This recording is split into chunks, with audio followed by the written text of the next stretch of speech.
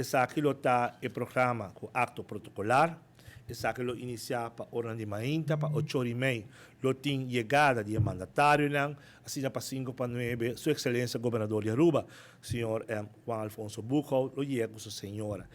E depois disso aqui, lo inicia o acto protocolar, vai nos turçar com os himnos, discurso do primeiro-ministro de Aruba, lo sigue para com oração de parte do pastor Toti, Fuente Bella, e assim lo sigue para o qual trata o programa, uma poesia, nosso libertador, dedicada a Betico, qual o oro declamar para Gisa Maria Steinford. E também lo tem prestação de nos jovens, nos muchanan, Jamerson Kelly, Ciangelina León, Gizian Martínez e Javion Baselin.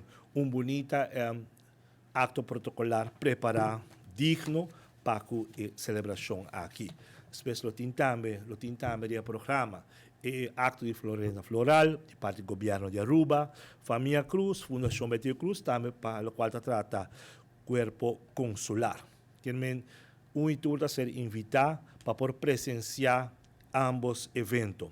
Nós queremos uma invitação especial, nós membros de prensa, quando se agradecem para sempre sostener o evento organizado pela Comissão de Celebração do Dia Nacional, para quando se uma invitação na tour prensa, para cobrir essa aqui, para ser informação e evento aqui por chegar na tour CAS. E tour estão com por chega, nada mais que o bombini passe uma invitação especial na tour prensa.